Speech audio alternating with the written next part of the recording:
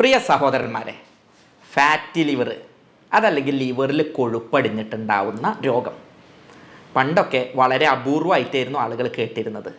ഇതുമായി ബന്ധപ്പെട്ട എൻ്റെ കുറച്ച് അനുഭവങ്ങൾ പറഞ്ഞുതരാം. കൊറോണൻ്റെ മുൻപ് ആളുകൾ സ്കാൻ ചെയ്ത് വരുമ്പോൾ ഡോക്ടറെ ഇതെന്താ പുതിയ സാധനം എന്ന് ചോദിച്ചായിരുന്നു വന്നിരുന്നത്. അതുപോലെ തന്നെ ചിലരെ പരാതി എന്തായിരുന്നു അറിയോ? ഡോക്ടറെ ഞാൻ കള്ളൊന്നും കുടിക്കണില്ല, പിന്നെ കള്ളുകൂടിയന്മാർക്കുണ്ടായ ഈ രോഗം എങ്ങനെ എനിക്ക് വന്നു എന്നുള്ളതായിരുന്നു.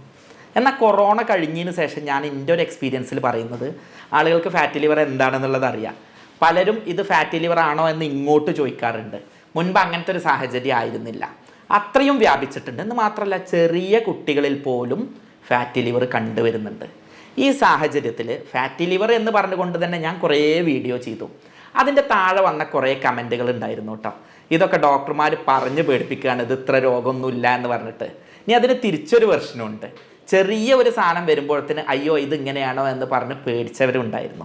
അപ്പോൾ ഇതിൻ്റെയും രണ്ടിൻ്റെയും ഇടയിലുള്ള ഒരു സംഗതിയാണ് ഇന്ന് നിങ്ങളുമായിട്ട് കമ്മ്യൂണിക്കേറ്റ് ചെയ്യുന്നത്.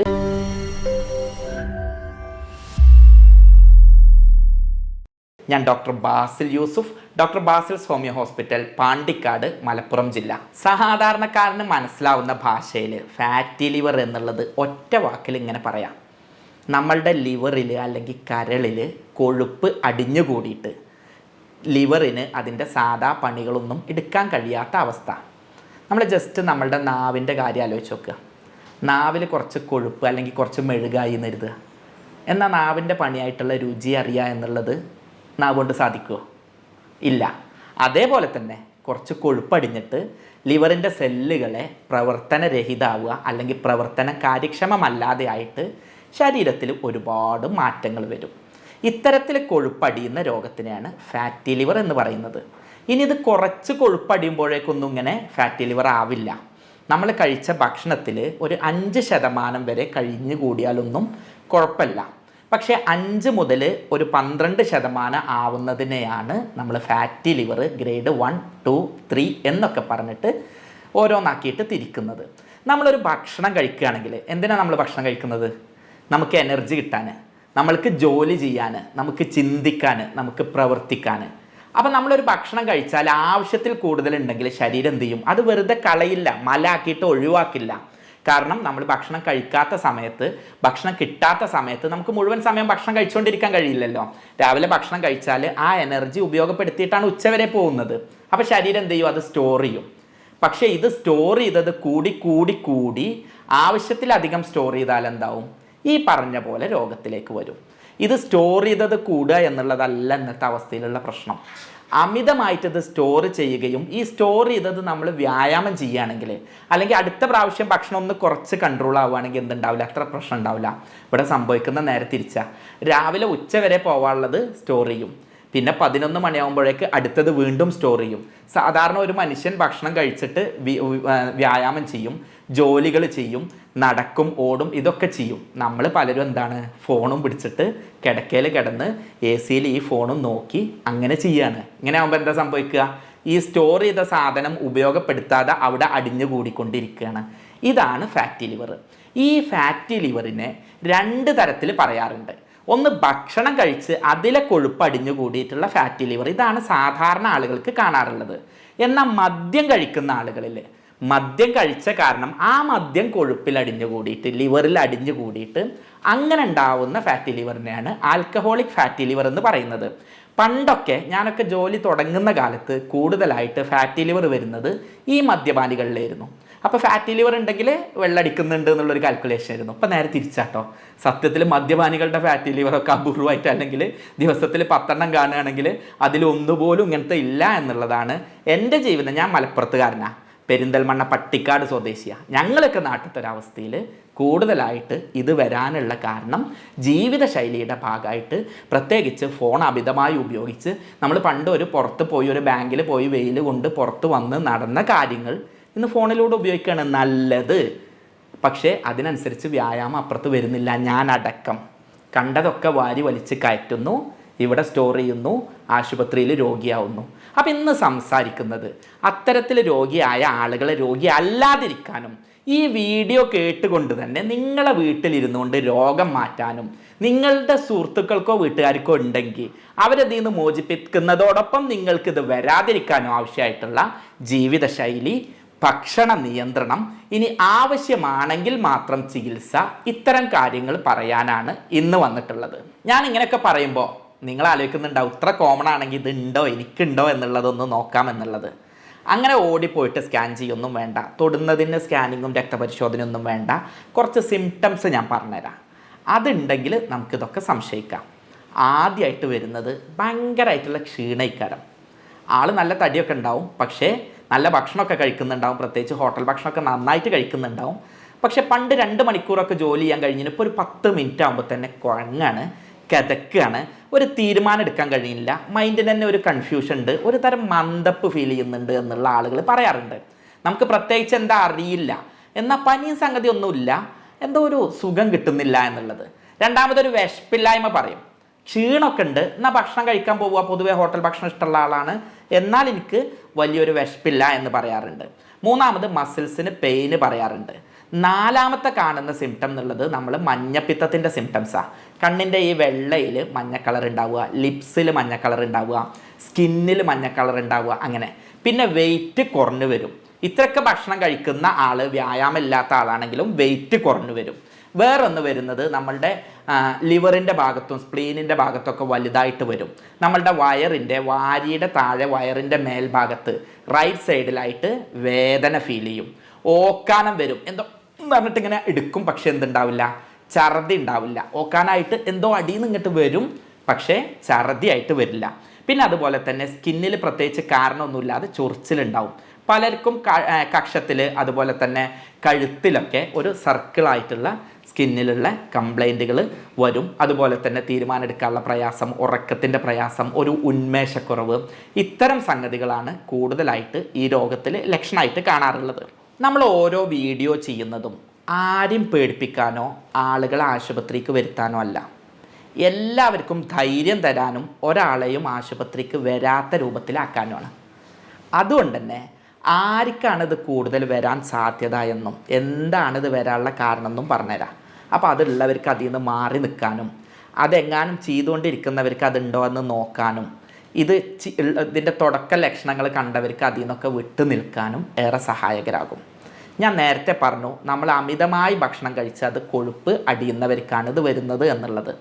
അപ്പോൾ അതുപോലെ ഭക്ഷണത്തിൽ ശ്രദ്ധയില്ലാത്ത ആളുകൾക്ക്, അമിതമായി വാരി വലിച്ച് ഭക്ഷണം കഴിക്കുന്നവർക്ക്, ഹോട്ടൽ ഭക്ഷണം, വിശിഷ്യ ഫാസ്റ്റ് ഫുഡ്, ജങ്ക് ഫുഡ്, കോളകൾ, റെഡ് മീറ്റ് അതായത് ഇറച്ചി, നമ്മളെ ബീഫ്, പോർക്ക്, ചെമ്മീൻ, ഞണ്ട് ഇത്യാദി സാധനങ്ങൾ വാരി വലിച്ച് കഴിക്കുന്നവർക്ക്, അതുപോലെ തന്നെ ഫ്രോസൺ മീറ്റ്, നമ്മളൊക്കെ നാട്ടിൽ കോഴി ഇറച്ചി നേരെ അറുത്തിട്ട് കൊണ്ടുവന്ന് കഴിക്കുകയാണ്.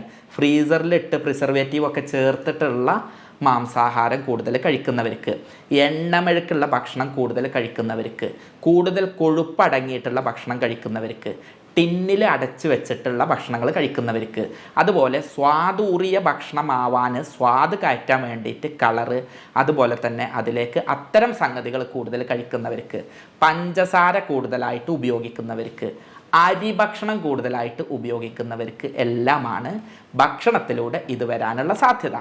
അരി ഭക്ഷണത്തിൻ്റെ പ്രത്യേകത എന്താ പറഞ്ഞാൽ, നമ്മളുടെ എണ്ണക്കൊഴുപ്പിലൊന്നും ഉള്ളത് അത്ര തന്നെ കൊഴുപ്പ് ആസച്ച് അരിഭക്ഷണത്തിലില്ല. പക്ഷേ നമ്മൾ കഴിക്കുന്ന അരിഭക്ഷണം നമ്മളുടെ ലിവറിൽ ചെന്നിട്ട് കൊഴുപ്പായിട്ട് മാറും. അങ്ങനെ കൊഴുപ്പായിട്ട് സംഭരിക്കുന്നത് കൊണ്ടാണ് മലയാളികൾക്ക് വിശിഷ്യ പോളിഷ്ഡ് ആയിട്ടുള്ള, നമ്മൾ ഈ വെള്ള കളറിലുള്ള അരി കഴിക്കുന്ന, തവിടില്ലാതെ പോളിഷ് ചെയ്ത അരി കഴിക്കുന്ന, 2 നേരം അല്ലെങ്കിൽ 4 നേരം അരി കഴിക്കുന്ന മലയാളികളായ നമ്മൾക്ക് കള്ള് കുടിച്ചിട്ടില്ലെങ്കിലും ഈ രോഗമുണ്ടാവുന്നത്. അതുകൊണ്ട് അരിഭക്ഷണത്തിൻ്റെ ഉപയോഗം കൂടുതലുള്ളവർക്ക് ഇത് വരാനുള്ള സാധ്യത ഉണ്ട്. പിന്നെ മദ്യം ഞാൻ നേരത്തെ പറഞ്ഞു, എല്ലാ തരത്തിലുള്ള മദ്യവും സ്മോക്കിങ്ങും ലഹരിയും ഒഴിവാക്കുക. അത്തരം ആളുകളിൽ ഇത് വരാനുള്ള സാധ്യത ഉണ്ട്. പിന്നെ ഡയബറ്റീസ് ഉള്ളവർക്ക്, മഞ്ഞപ്പിത്ത രോഗമുള്ളവർക്കൊക്കെ ഇത് വരാനുള്ള സാധ്യത ഉള്ളതുകൊണ്ട് ആ കാര്യങ്ങൾ നിയന്ത്രിച്ച് കൊണ്ടുപോവുക. അമിതവണ്ണമുള്ളവർക്ക്, അതുപോലെ തന്നെ വയറിൽ കൊഴുപ്പടിഞ്ഞ് കുടവയറുള്ളവർക്ക് ഇത് കൂടുതലായിട്ട് കാണാൻ സാധ്യതയുണ്ട്. സാധാരണയായിട്ട് ഇത് കൗമാരം കഴിഞ്ഞിട്ടുള്ള യുവാക്കളിലും വയസ്സായ ആളുകളിലുമാണ് കാണുന്നത്. അത്തരം ആളുകളിൽ ഇപ്പോൾ പക്ഷേ കുട്ടികളിലും കാണുന്നുണ്ട്, പക്ഷേ കൂടുതലായിട്ട് കാണുന്നത് കൗമാരം കഴിഞ്ഞ യുവാക്കളിലും അതുപോലെ തന്നെ മധ്യവയസ്കരിലും വയസ്സന്മാരിലൊക്കെയാണ്. അപ്പോൾ ആ ഒരു പ്രായം അതിൽ ഘടകമായിട്ട് കാണുന്നുണ്ട്. കൂടുതലായിട്ട് ആണുങ്ങളിൽ കണ്ടുവരാറുണ്ട്. ഒരു കണക്കായിട്ട് പറയാൻ പറ്റുന്നില്ലെങ്കിലും ആണുങ്ങളിൽ അത്തരം സംഗതി കൂടുതലായിട്ട് കാണുന്നുണ്ട്. വ്യായാമമില്ലാത്ത ആളുകളിൽ, എണ്ണമെഴുക്കുള്ള ഇന്നത്തെ ആധുനിക ജീവിതശൈലി ഫോളോ ചെയ്യുന്ന ആളുകളിലാണ് ഇത് കൂടുതൽ വരുന്നത് എന്നുള്ളത് കൊണ്ട് അത്തരം ആളുകൾ ശ്രദ്ധിക്കുക. അത്തരം ജീവിതശൈലിയെ മാറ്റുക. കുറേ നേരം ഇരുന്ന് വെള്ളം കുടിക്കാതെ കോളകളും സോഫ്റ്റ് ഡ്രിങ്ക്സും ഒക്കെ കുടിച്ച്, പ്രത്യേകിച്ച് പ്രവാസികൾ, IT ജീവനക്കാർ, ഇത്തരത്തിൽ ഞാൻ അടക്കമുള്ള ആളുകൾ, ആരെയും കുറ്റപ്പെടുത്തല്ല, ഇത്തരത്തിലുള്ള ആളുകളിലാണ് ഇത് ഏറ്റവും കൂടുതൽ വരാനുള്ള സാധ്യതയുള്ളത്. ഫാറ്റി ലിവറിനെ പറയുമ്പോൾ ഏറ്റവും പ്രസക്തമായ ഒരു കാര്യം മലയാളികളോട് പറയേണ്ടതുണ്ട്. ഒന്നാമതായിട്ട് അരിഭക്ഷണം, പ്രത്യേകിച്ച് പോളിഷ് ചെയ്തിട്ടുള്ള അരി കഴിക്കുന്നവർക്കും നമ്മളുടെ ജീവിതശൈലി പഞ്ചസാര അടക്കമുള്ളവ കൂടുതൽ കഴിച്ച് വ്യായാമമില്ലാത്ത ആളുകൾക്കാണ് ഇത് വരിക എന്ന് ഞാൻ പറഞ്ഞു. അതുകൊണ്ട് തന്നെ ഒന്ന് ടെസ്റ്റ് ചെയ്യുമ്പോൾ ചെറിയൊരു ഗ്രേഡ് കാണുമ്പോഴേക്ക് പേടിക്കേണ്ടതില്ല. കാരണം നമ്മളുടെ ജീവിതശൈലിയാണ്. ഇതിന് തിരിച്ചൊരു വശം കൂടെ പറഞ്ഞുതരാം. നമ്മൾക്ക് ഇങ്ങനെ ഉണ്ട് എന്നുണ്ടെങ്കിൽ സൂക്ഷിക്കുകയും വേണം. കാരണം ഇത് ഇനി അടുത്ത ഗ്രേഡിലേക്ക് പോവാൻ ഈ തമിഴനെ പോലെ നല്ല നാച്ചുറലായിട്ട് ഭക്ഷണം കഴിക്കുന്ന, ഇത്ര തന്നെ പോളിഷ്ഡ് അരി കഴിക്കാത്ത, അല്ലെങ്കിൽ ഗോതമ്പം കൂടുതൽ കഴിക്കുന്ന ഉത്തരേന്ത്യക്കാരനെ പോലെ അല്ല നമ്മൾ ഇത്തരം ഭക്ഷണങ്ങളും ഇത്തരം ജീവിതശൈലി ആയതുകൊണ്ട് നമുക്ക് രോഗം പൊന്താനുള്ള സാധ്യതയും കൂടുതലാണ്. ചിലപ്പോൾ ടെസ്റ്റ് ചെയ്യുമ്പോൾ കാണാനുള്ള സാധ്യത ഉണ്ട്. അപ്പോൾ അത് കണ്ടിട്ട് പേടിക്കും വേണ്ട, എന്നാൽ ഇത് ഓക്കെ ആണെന്ന് പറഞ്ഞിട്ട് വെറുതെ ഇടും വേണ്ട. ഇത് മനസ്സിലാക്കി തരാനാണ് ഇത്രയും പറഞ്ഞത്. അപ്പോൾ നമ്മൾ ഇത് ഉണ്ടോ ഇല്ലേ എന്നുള്ളത് എങ്ങനെ അറിയാമെന്നുള്ളതാണ്. പണ്ടൊക്കെ ഞാൻ പറഞ്ഞല്ലോ, സ്കാൻ ചെയ്യുമ്പോൾ വേറെ എന്തെങ്കിലും സാധനത്തിന് സ്കാൻ ചെയ്യുമ്പോഴായിരിക്കും അവർ ഫാറ്റി ലിവറും കൊണ്ടുവരാറുള്ളത്. ഇപ്പോൾ കൂടുതലായിട്ട് ആളുകൾ അവെയർ ആയതുകൊണ്ട് അവരെന്നെ ചോദിക്കാറുണ്ട്, ഡോക്ടറെ ഫാറ്റി ലിവർ നമുക്കൊന്ന് ടെസ്റ്റ് ചെയ്ത് നോക്കുക എന്നുള്ളത്. അപ്പോൾ അതിന് വേണ്ടിയിട്ട് ആദ്യമേ സ്കാനിങ് പോകണം എന്നൊന്നുമില്ല. കുറേ നമ്മളുടെ ജീവിതശൈലി ഒരു ഡോക്ടർ ഒന്ന് ഫിസിക്കൽ എക്സാമിനേഷൻ, ശാരീരികമായിട്ടുള്ള അവൻ്റെ ശാരീരിക സംഗതികൾ കണ്ടാൽ ഞാൻ ഈ പറഞ്ഞിട്ടുള്ള സിംറ്റംസ് ഉണ്ടോ, മഞ്ഞ കളർ ഉണ്ടോ, വയറിൻ്റെ അവിടെ വേദന ഉണ്ടോ, ഈ സിംറ്റംസ് ഉണ്ടോ എന്നൊക്കെ ഒരു ഡോക്ടർ നോക്കിയാൽ അറിയാൻ കഴിയും. ഇനി രണ്ടാമത്തത്, ആവശ്യമുണ്ടെങ്കിൽ ബ്ലഡ് ടെസ്റ്റ് ചെയ്യുക. അതിൽ തന്നെ ലിവർ ഫങ്ഷൻ ടെസ്റ്റ് എന്ന് പറഞ്ഞിട്ടുള്ള ടെസ്റ്റാണ് നോക്കുക. അതിൽ SGPT, SGOT ഒക്കെ നോർമലാണോ അതോ അത് 40ൻ്റെ മേലെയൊക്കെ ഉണ്ടോ എന്നുള്ളത് നോക്കിയിട്ട് നമ്മളുടെ ലിവറിൻ്റെ ഫങ്ഷന് ടെസ്റ്റ് ചെയ്തുകൊണ്ട് നമുക്ക് അതറിയാൻ പറ്റും. പിന്നെ അതുപോലെ തന്നെ നമ്മളുടെ സാധാ സ്കാനിങ്, CT സ്കാന്, അതുപോലെ തന്നെ MRI, അതുപോലെ തന്നെ ഫൈബ്രോ സ്കാന് പോലുള്ള പുതിയ മെത്തേഡുകളുണ്ട്. ഈ ഫൈബ്രോ സ്കാനിലൊക്കെ ചെയ്യുന്നത് എങ്ങനെയാണെന്നാൽ നമ്മളുടെ ലിവറിൻ്റെ സ്റ്റിഫ്നെസ് എത്ര ഉണ്ട് എന്ന് ചെക്ക് ചെയ്ത് നോക്കും. അപ്പോൾ സെല്ലുകൾക്ക് പ്രവർത്തനക്ഷമമാണോ, അല്ലെങ്കിൽ വേറെ ഏതെങ്കിലും സ്റ്റേജിലേക്ക് അത് മാറിയിട്ടുണ്ടോ, അതല്ലെങ്കിൽ എത്രാമത്തെ സ്റ്റേജിലാണ് എന്നൊക്കെ കൃത്യമായിട്ട് അറിയാൻ പറ്റുന്ന ടെസ്റ്റുകളാണ് ഇത്. ഇതൊന്നും ആദ്യ സ്റ്റേജിൽ തന്നെ ഓടിപ്പോയിട്ട് ചെയ്ത് നോക്കൊന്നും വേണ്ട. അതുപോലെ തന്നെ MRI ഉപയോഗിച്ചിട്ടും നമുക്കിത് അറിയാൻ പറ്റും. പിന്നെ ക്യാൻസർ ഉണ്ടോ എന്നൊക്കെ അറിയാൻ വേണ്ടിയിട്ട് ലിവറിൻ്റെ ബയോപ്സിയും ചെയ്യാറുണ്ട്. ഇത്തരത്തിൽ ബയോപ്സി, അതുപോലെ തന്നെ ഇമേജിംഗ് ടെക്നിക്കുകൾ, രക്തപരിശോധന ഒക്കെയാണ് ഇത് ഉണ്ടോ ഇല്ലയോ എന്നറിയാൻ. ഇനി നിങ്ങൾ പലരും ടെസ്റ്റ് ചെയ്തിട്ട് കണ്ടിട്ടുണ്ടാവും ഗ്രേഡ് 1, ഗ്രേഡ് 2, ഗ്രേഡ് 3 എന്നുള്ളത്. അതുപോലെ തന്നെ പലരും ചോദിക്കുന്ന ഒന്നാണ്, ഡോക്ടറെ ഇത് സിറോസിസ് ആവുമോ, ഇത് ക്യാൻസർ ആവുമോ, ചോര തുപ്പിയിട്ട് ഛർദ്ദിച്ച് മരണപ്പെട്ടിരുന്നു പണ്ടൊരാൾ, അതുപോലെ ആവുമോ എന്നൊക്കെ. അത്തരക്കാരെ ആളുകളോട് പറയുന്നത് 5% ഫാറ്റ് നോർമലാണ്. 5 മുതൽ 8% വരെ ഫാറ്റ് ലിവറിൽ അടിയുമ്പോഴാണ് അത് ഫസ്റ്റ് ഗ്രേഡ് ആവുന്നത്. 8 മുതൽ 10 ആവുന്നതാണ് സെക്കൻഡ് ഗ്രേഡ്. 10 to 12 വരുന്നതാണ് തേർഡ് സ്റ്റേജ്. അപ്പം നമ്മൾ ഓരോ സ്റ്റേജിലും താഴേക്ക് കൊണ്ടുവരാൻ നോക്കുക. ഓരോ സ്കാനിൽ ഈ കാര്യങ്ങൾ ചെയ്തിട്ട് ഇത് 12ൻ്റെ മേലെ പോകുമ്പോഴാണ് ഇതിൻ്റെ കാര്യമായ ലിവറിൻ്റെ ഫങ്ഷനെ ബാധിക്കുന്നത്. അപ്പോഴാണ് സെറോസിസ്, സ്റ്റിനോസിസ് ഒക്കെ പോലുള്ള മറ്റ് ഘടകങ്ങളിലേക്കും മറ്റ് രോഗങ്ങളിലേക്കൊക്കെ പോകുന്നത്. അപ്പോൾ ഇത് തേർഡ് സ്റ്റേജിലാണെങ്കിലും മനസ്സിലാക്കുക, ഫോർത്തിലേക്ക് പോകാനും സാധ്യതയുണ്ട്, കുറയാനും സാധ്യതയുണ്ട്. ഇത് പേടിച്ച് ബേജാറാവേണ്ട ഒരു സംഗതിയല്ല.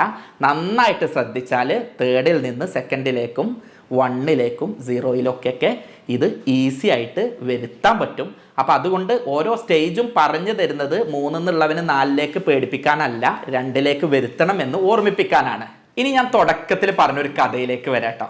ഞാൻ ഒരുപാട് ഞാൻ കഴിവതും വീഡിയോ ചെയ്യുന്നത് ആളുകൾ രോഗിയാവരുത് എന്ന് പറഞ്ഞിട്ടാണ്. അപ്പം കഴിഞ്ഞ പ്രാവശ്യം ഫാറ്റി ലിവറിൻ്റെ ഒരു വീഡിയോ ഇട്ടപ്പോൾ അതിൻ്റെ താഴെ ഒരാൾ നിരന്തരമായിട്ട് കമൻ്റ് ഇട്ടിരുന്നു, ഇത് വേറെ പണിയൊന്നും ഇല്ലാതിരിക്കല്ലേ, അതുകൊണ്ടല്ലേ പറയുന്നത്, നിങ്ങൾക്കൊന്നും ഒരു പണി ഇല്ലാത്തതുകൊണ്ടല്ലേ ഇത് വരുന്നത് എന്നുള്ളത്. അപ്പോൾ ഞാൻ ആ സഹോദരനെ വിളിച്ചു, എന്നിട്ട് പറഞ്ഞു, ഓക്കെ, നിങ്ങൾ പറഞ്ഞ വിമർശനങ്ങളൊക്കെ ഉൾക്കൊള്ളുന്നു, ഇതൊരു പണിയില്ലായിട്ട് ചെയ്യുന്നതല്ല, നമ്മളൊക്കെ പഠിച്ചതുകൊണ്ട് ആളുകൾക്ക് ഗുണം കിട്ടണം, അതിനു വേണ്ടി കാട്ടുന്നതാണ്. ഞങ്ങൾ ഈ പഠിച്ചതൊക്കെ പഠിച്ചു വെച്ചിട്ട് ഫീസും വാങ്ങി ചെയ്യുന്നതിലേറെ നല്ലത് നിങ്ങളൊക്കെ ആശുപത്രിയിലേക്ക് വരാതിരിക്കാൻ വേണ്ടിയിട്ട് നിങ്ങൾക്ക് മനസ്സിലാക്കി തന്ന് ഒരാളെങ്കിലും ആശുപത്രിക്ക് വരുത്താതിരുന്നാൽ ഞാൻ പഠിച്ചതുകൊണ്ട് ഗുണം ഉണ്ടായി എന്ന് വിശ്വസിക്കുന്ന ആളാണ്, അതുകൊണ്ടാണ് ഇത് പറഞ്ഞത് എന്ന് പറഞ്ഞു. അങ്ങനെ അവനായിട്ട് പരിചയപ്പെട്ടു. അവൻ ആദ്യമൊന്നും ഉൾക്കൊണ്ടിരുന്നില്ല കേട്ടോ. പിന്നെ ഞങ്ങൾ നല്ല സുഹൃത്തുക്കളായി, ഞങ്ങൾ നേരിട്ട് കണ്ടു, വ്യായാമം ചെയ്തു. അപ്പോൾ അവൾ ഗൾഫിലേക്ക് പോയി. അപ്പോൾ ആ ഒരു സാഹചര്യത്തിൽ കൂടുതൽ കാര്യങ്ങൾ ശ്രദ്ധിച്ച് അവൻ്റെ ഏറ്റവും വലിയൊരു സന്തോഷം അവന് മാറ്റിയെടുക്കാൻ ഇപ്പോൾ ഫസ്റ്റ് സ്റ്റേജിലുള്ളത്. സ്റ്റേജ് താഴേക്ക് വന്നു. അവൻ ഏറ്റവും നല്ലൊരു വിമർശകനായിരുന്നു, പക്ഷെ ഇപ്പോൾ നല്ല സുഹൃത്തായിട്ട് മാറി. അവന് കാര്യങ്ങൾ പറഞ്ഞ് മനസ്സിലാക്കി കൊടുക്കാൻ പറ്റി. അപ്പോൾ അതുപോലെ നിങ്ങളിലും ഉണ്ടാവട്ടെ എന്ന് കരുതിയിട്ടാണ് പറയുന്നത്. ഞാൻ ഇത്രയും എക്സ്പ്ലെയിൻ ചെയ്തപ്പോൾ നിങ്ങൾക്ക് മനസ്സിലായിട്ടുണ്ടാവും, ഇത് പ്യൂർലി ജീവിതശൈലി രോഗമാണ്. ജീവിതശൈലിയിലുള്ള ശ്രദ്ധ ഉണ്ടായാൽ ഇതിനെ നമുക്ക് റിവേഴ്സ് ചെയ്യാൻ പറ്റും. അപ്പോൾ ആദ്യം വേണ്ടത് എന്താണെന്ന് പറഞ്ഞാൽ വ്യായാമം ചെയ്യുക. ദിവസവും 30 മുതൽ 45 മിനിറ്റ് വരെ വ്യായാമം ചെയ്യുക. ചടഞ്ഞു കൂടി ഇരുന്ന് കുറേ നേരം ഇരുന്ന് പിന്നെ കുറേ വ്യായാമം ചെയ്യുന്നതിന് പകരം ഓരോ 20-30 മിനിറ്റൊക്കെ ആകുമ്പോൾ ഒന്ന് നീച്ചു പോയിട്ട് കാര്യങ്ങൾ ചെയ്താൽ കുറച്ചും കൂടെ എളുപ്പമാവും. പ്രവാസി സഹോദരന്മാരോട്, അതേപോലെ തന്നെ IT ഫീൽഡിൽ ജോലി ചെയ്യുന്നവരോട്, ബാങ്ക് മാനേജർമാരോട്, ഇവരോടൊക്കെയാണ് ഇത് പ്രത്യേകമായിട്ട് ഓർമ്മപ്പെടുത്താനുള്ളത്. ഇടയിലൊന്ന് എണീക്കുക, ഇടയിലൊന്ന് നടന്നു പോവുക. രണ്ടാമത് വെയിറ്റ് കുറയ്ക്കുക. വെയിറ്റ് കഴിയുന്ന ഏതെല്ലാം മെത്തേഡിൽ നിങ്ങൾക്ക് കുറയ്ക്കാൻ കഴിയുമോ അത് കുറയ്ക്കുക. ഫാസ്റ്റിങ്, ഇൻ്റർമീഡിയറ്റ് ഫാസ്റ്റിംഗ് ഒക്കെ ആയിട്ട് ചെയ്യുക. വെള്ളം നന്നായിട്ട് കുടിക്കുക. ആ സമയം ഞാൻ ഓരോന്ന് പറഞ്ഞു തരാം, ഡയറ്റ് പറഞ്ഞു തരാം. അതുപോലെ തന്നെ കുടവയറുണ്ടെങ്കിൽ അത് കൺട്രോൾ ചെയ്യുക, പരമാവധി കൺട്രോൾ ചെയ്യുക. പിന്നെ അതുപോലെ തന്നെ വേണ്ടത്, നിങ്ങൾ മദ്യപാനിയോ ലഹരിയോ ഉണ്ടെങ്കിൽ അത് ഒഴിവാക്കുക. പിന്നെ മറ്റ് രോഗങ്ങളുണ്ടെങ്കിൽ, ഷുഗറോ അല്ലെങ്കിൽ ലിവറിന് മറ്റ് രോഗങ്ങളോ ഉണ്ടെങ്കിൽ അത് മരുന്ന് കുടിച്ചിട്ട് മാനേജ് ചെയ്യുക. ഒപ്പം അനാവശ്യമായ മരുന്നുകൾ ഇതിലേക്ക് നയിക്കുന്നുണ്ട് എന്നുള്ളതുകൊണ്ട് അനാവശ്യമായിട്ടുള്ള മരുന്ന് കൂടി ഒഴിവാക്കുക. ഡോക്ടറുടെ പ്രിസ്ക്രിപ്ഷനോടുകൂടെ അല്ലാതെ മരുന്ന് എടുക്കാതിരിക്കുക. ഇനി ശ്രദ്ധിക്കേണ്ടത് ഭക്ഷണത്തിൽ ഒരു ഡയറ്റ് പ്ലാൻ പറഞ്ഞു തരാം. ആദ്യം ഞാൻ വർജിക്കേണ്ട കാര്യങ്ങൾ പറഞ്ഞുതരാം. റെഡ് മീറ്റാണ് ഇതിൽ ഏറ്റവും വലിയ വില്ലൻ, അതായത് ബീഫ്, പോർക്ക്, അത് പരമാവധി ഒഴിവാക്കുക. മീന് പ്രശ്നമില്ല, ചെറിയ മീനുകൾ നല്ലതാണ്, പ്രത്യേകിച്ച് മത്തിയൊക്കെ, ചെറിയ മത്സ്യങ്ങളും മത്തിയൊക്കെ നല്ലതാണ്. പക്ഷേ എന്ത് ചെയ്യുക, വലിയ മത്സ്യങ്ങൾ അത് പൊരിച്ച് കഴിക്കുന്നതൊക്കെ ഒഴിവാക്കുക. പിന്നെ ചെയ്യേണ്ടത് പഞ്ചസാര ഒഴിവാക്കുക, അരിഭക്ഷണം ഒഴിവാക്കുക, കൃത്രിമ ഭക്ഷണങ്ങൾ ഒഴിവാക്കുക, കോള ഒഴിവാക്കുക. അതുപോലെ തന്നെ ഫ്രൂട്ട്സ് എത്ര വേണമെങ്കിലും കഴിച്ചോളൂ ഷുഗർ ഇല്ലെങ്കിൽ. പക്ഷെ എന്ത് ചെയ്യുക, അത് ജ്യൂസാക്കിയിട്ട് അതിലെ ഫൈബറൊക്കെ കളഞ്ഞ് അതിലെ ചണ്ടിയൊക്കെ കളഞ്ഞിട്ട് അതിൽ പഞ്ചസാരയും ചേർത്ത് ചെയ്യുന്ന രൂപം ഒഴിവാക്കുക. ബേക്കറി പലഹാരങ്ങൾ ഒഴിവാക്കുക, മൈദ ഒഴിവാക്കുക. പിന്നെ കളറുള്ള ഭക്ഷണങ്ങൾ, പ്രിസർവേറ്റീവ്സ് ചേർത്തിട്ടുള്ള ഭക്ഷണങ്ങൾ, ഫ്രോസൺ മീറ്റ്, എണ്ണമെഴുക്കുള്ളത്, നെയ്യ്, ഡാൽഡ, വനസ്പതി ഇത്യാദി സാധനങ്ങളൊക്കെ പരമാവധി ഒഴിവാക്കുക. വ്യായാമം ചെയ്യുക എന്നുള്ളത് പ്രത്യേകം പറയുന്നില്ല. ഭക്ഷണം കഴിക്കുന്നത് സമയത്ത് കഴിക്കാൻ ശ്രദ്ധിക്കുക. നമ്മളുടെ ജീവിതശൈലിയിൽ എന്താ ചെയ്യുക, ഉച്ചക്ക് കുറച്ചേ കഴിക്കുള്ളൂ, ബ്രേക്ക്ഫാസ്റ്റ് കഴിക്കൂല, ഈ കഴിക്കാനുള്ളതൊക്കെ രാത്രി ഒന്നാകെ കഴിക്കും. അത് 11 മണിക്കോ 12 മണിക്കോ കഴിക്കും, എന്നിട്ട് പോയി കിടന്നുറങ്ങും. അങ്ങനെ ചെയ്യുന്നതിന് പകരം ഒരു ഡയറ്റ് പ്ലാൻ പറഞ്ഞു തരാം. രാവിലെ എഴുന്നേൽക്കുക, സൂര്യൻ ഉദിക്കുന്നതിൻ്റെ മുൻപ് എഴുന്നേൽക്കുക. ഈ പറയുന്നത് എനിക്കും കൂടെ വേണ്ടിയിട്ടാട്ടോ. ഞാനും പലപ്പോഴും ഇതിൽ അശ്രദ്ധനാവാറുണ്ട്. ജീവിതശൈലിയുണ്ട്, ജീവിതത്തിൻ്റെ ഓട്ടപ്പാച്ചിലിൻ്റെ ഇടയിൽ ഞാൻ അടക്കം തെറ്റ് പറ്റാറുണ്ട്. അതുകൊണ്ട് തന്നെയാണ് ഇങ്ങനെ പറയുന്നത്. അപ്പം ആദ്യം വരുന്നത്, രാവിലെ എഴുന്നേറ്റ ഉടനെ 2 ഗ്ലാസ് വെള്ളം കുടിക്കുക. ഈ കാപ്പി കുടിക്കുന്ന പരിപാടി, ചായ കുടിക്കുന്ന, പഞ്ചസാര കുത്തി കലക്കുന്ന പരിപാടി ഒഴിവാക്കിയിട്ട് 2 ഗ്ലാസ് വെള്ളം കുടിക്കുക. എന്നിട്ട് ഒരു പ്രഭാത സവാരിക്ക് പോവുക. പ്രാഥമിക കാര്യങ്ങളൊക്കെ കഴിച്ചതിന് ശേഷം ഒരു 7-7:30 ആകുമ്പോഴേക്ക് ഭക്ഷണം കഴിച്ചു എന്ന് ഉറപ്പ് വരുത്തുക. ഒരു കാരണവശാലും ബ്രേക്ക്ഫാസ്റ്റ് ബങ്ക് ചെയ്യരുത്. ബ്രേക്ക്ഫാസ്റ്റിൽ കൂടുതലായിട്ട് അരിയുടെ ഭക്ഷണം ഒഴിവാക്കാൻ പറ്റിയാൽ നല്ലത്. നമ്മളെന്താ ചെയ്യുക, പുട്ട്, അതുപോലെ തന്നെ തലേന്നത്തെ ചോറ് ബാക്കിയുണ്ടെങ്കിൽ അതായിട്ടുള്ള സംഗതികൾ ചെയ്യുന്നതിന് പകരം ഗോതമ്പ് കൊണ്ടുള്ളത്, രായി കൊണ്ടുള്ളത് കൂടുതലായിട്ട് ഉപയോഗിക്കുക. അതാണ് ഏറ്റവും നല്ലത്. അതിൻ്റെ കൂടെ നട്ട്സ് നിങ്ങൾക്ക് കഴിയെങ്കിൽ, അതിൻ്റെ കൂടെ ഫ്രൂട്ട്സ് കഴിയെങ്കിൽ നല്ലത്. മുട്ട വേണമെങ്കിൽ ഉപയോഗിക്കാം. മുട്ടയുടെ വെള്ള കുഴപ്പമില്ല, മുട്ടയുടെ മഞ്ഞ പരമാവധി കൺട്രോൾ ചെയ്യാം. ഇതാണ് ആദ്യ ഘട്ടത്തിൽ ചെയ്യേണ്ടത്. പിന്നെ ഇതിലേക്ക് ചായ കുടിക്കുന്നതിന് പകരം ഗ്രീൻ ടീ പഞ്ചസാര ഇല്ലാതെ ചെയ്താൽ ഏറ്റവും നല്ലത്. ഇനി നമ്മൾ 11 മണിയാവുമ്പോൾ നമുക്ക് കഴിയുമെങ്കിൽ നട്ട്സ് ഉപയോഗിക്കുക. ഇതെല്ലാവർക്കും കഴിഞ്ഞോളണമെന്നില്ല. അപ്പോൾ നട്ട്സോ ഡ്രൈ ഫ്രൂട്ട്സോ ഒക്കെ ഉപയോഗിക്കുക, അല്ലെങ്കിൽ കട്ട് ഫ്രൂട്ട്സ് ഉപയോഗിക്കുക. ഇനി ഒന്നുമില്ലെങ്കിൽ നമ്മുടെ നാട്ടിൽ മാങ്ങ കിട്ടൂലേ, അത് ഉപയോഗിച്ചോളി. അതിനിപ്പോൾ വലിയ ചിലവില്ലല്ലോ, അല്ലെങ്കിൽ ചക്കയ്ക്ക് ചിലവില്ലല്ലോ, അത് ചെയ്യാം. ഉച്ചക്ക് അരിഭക്ഷണം വേണമെങ്കിൽ കഴിക്കാം, 2-3 കപ്പോ കഴിക്കാം. ബാക്കി എന്ത് ചെയ്യുക, നോർത്ത് ഇന്ത്യൻസ് ചെയ്യണ പോലെ അതിൻ്റെ കൂടെ ഒരു ചപ്പാത്തി വേണമെങ്കിൽ അങ്ങനെ ആക്കാം. അതല്ലെങ്കിൽ കൂട്ടാനുകളും സാലഡുകളും കൂടുതലായിട്ട് കഴിക്കുക.